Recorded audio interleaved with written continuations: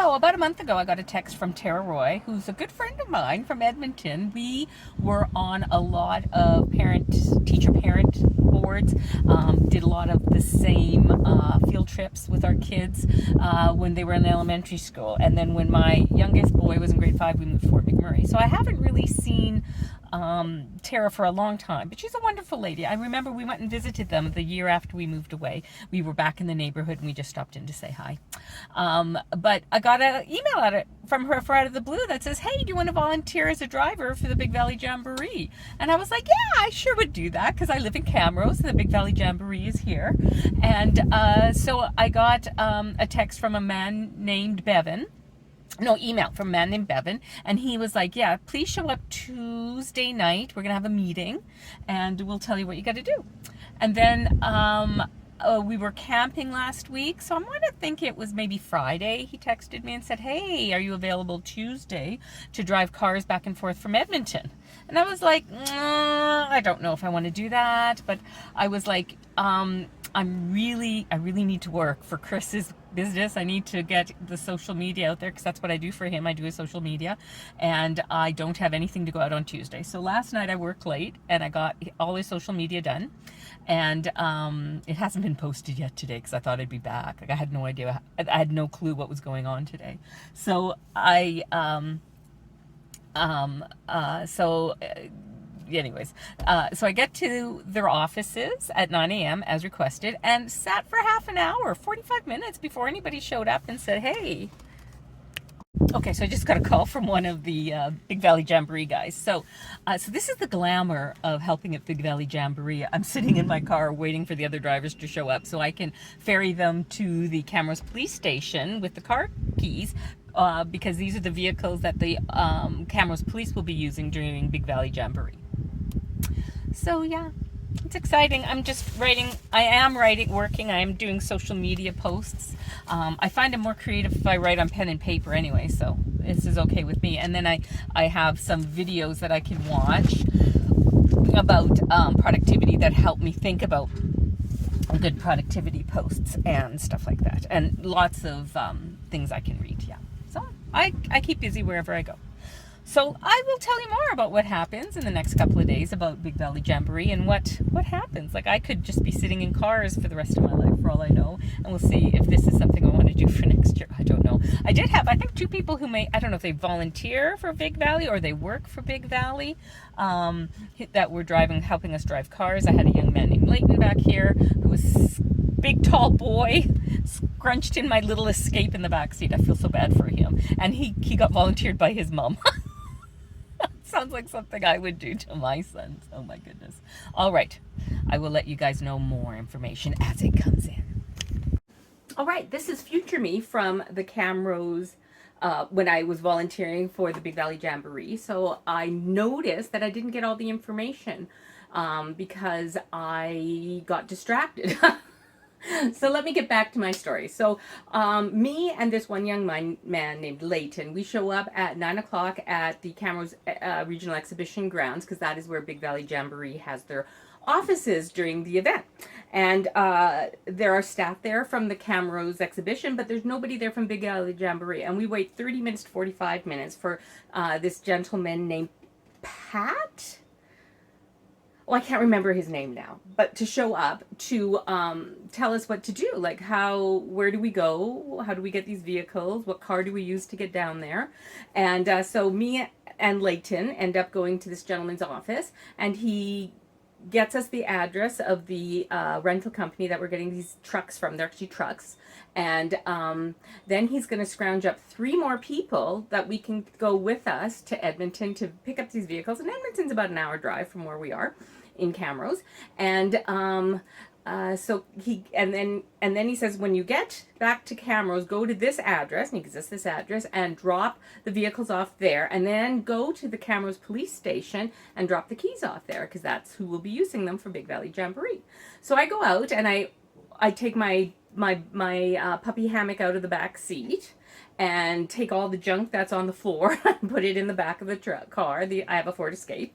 And so these 5 people, including Leighton, who is a tall young man, who is squished in the back of the car with 2 Big Valley Jamboree employees, or I don't believe they're volunteers, and then one of the employees is sitting in the front car. And so we drive to Edmonton, and they didn't even tell these 3 people that they have to take the vehicle back to this warehouse in Camrose and drop the keys off at the police station. When we told them that, they're like, well, who told you this? What are you going to do? They were like all upset with me. And I'm like, well, the guy, the gentleman who we talked to before we left, he told us to do this. And so I drop them off, and then I drive back to Camrose, and I sit in that parking lot where I did the first portion of this video, and I'm waiting for these people, and I'm waiting, and I waited for about an hour because I thought, oh, maybe they stopped for lunch, or maybe they did this, or maybe they did that. You know what your mind goes through when you're on your own and you're supposed to be doing something, but nothing is coming together. Nothing is coming together. So then I phoned the office, the Camrose Regional Exhibition Office, and they're like, oh yeah, they've been here and they've left already again. And I'm like, huh, isn't that interesting? Okay. So I get back there and I try to find somebody from Big Valley Jamboree, and they're like having lunch in another building. So I end up going over there, and I finally meet this Bevan guy, and he's like, I don't know, they're all so disorganized. And so then I'm like, okay, well then I'll just go home. And they're like, oh, well, we have somebody coming in at midnight, you could pick them up. And I'm like, yeah, I'm not willing to do that. And then I was like, I'll wait for your phone call about the meeting tonight, and then I'll attend the meeting. So no phone call comes, nothing comes. Tuesday goes by, and Big Valley Jamboree runs from Thursday to Sunday during the August long weekend. So I don't get a call Tuesday, I don't get a call Wednesday, and then when Thursday rolls around, my husband says, it looks like you've been fired from your volunteer position. I'm like, thank you. I didn't really want it. They don't have the abilities to work with volunteers. They don't have the resources. They don't have the time. Volunteers are not employees, and I have worked for a lot of different volunteer organizations. Like, I've volunteered for them. So the Fringe, I sold tickets, and weird things happen during the Fringe, like you have to follow certain rules. Once we had snow during the Fringe, I worked at the Works, which was an art kind of like an art walk in downtown Edmonton. I volunteered for the food bank in Fort McMurray. I volunteered for Events with Buffalo in Fort McMurray, for Winter Play in Fort McMurray. So I volunteered for a lot of different school organizations. I've painted backdrops for plays. Like, I've done everything. Mopped floors, drove people, watched a bouncy castle, took ticket stubs. Like, I've done it all. Like, I've done a lot of stuff. And Big Valley just did not have the ability to work with volunteers at all. Like, they showed up late. They didn't respect my time at all. So I don't ever think I will volunteer for them again. So I contacted Bevan, and I said, oh, so I think I've been fired as a volunteer since I haven't heard from you. And the event started this morning, like, 2 hours ago. So I believe I've been fired. And he goes, no, you haven't been fired. Are you still available? And I'm like, no, I'm not available. But I would like to be reimbursed for my money going down to Edmonton to drive these these 4 other people and me to pick up these vehicles. And, I got, he wanted a gas receipt. So I got a gas receipt for him.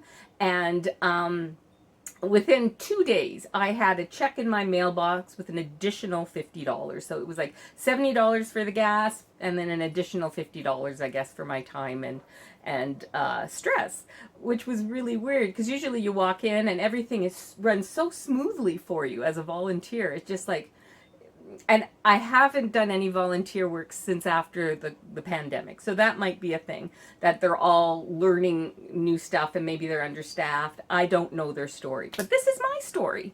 So I just wanted to send that out there to you guys because, you know, sometimes when you get an email from somebody who says, hey, you want to volunteer for this really well-known event, do a little bit of research and see who's running it and what's going on. Because supposedly the Big Valley got sold to another company. So it's being run by a different company who may have a whole bunch of different ideas and platforms and reasons why they do stuff.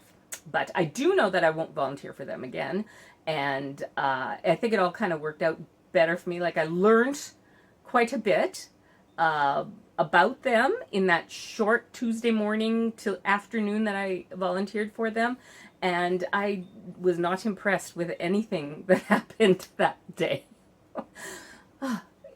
But, you know, the event went off, and that's, I guess, really all that's important.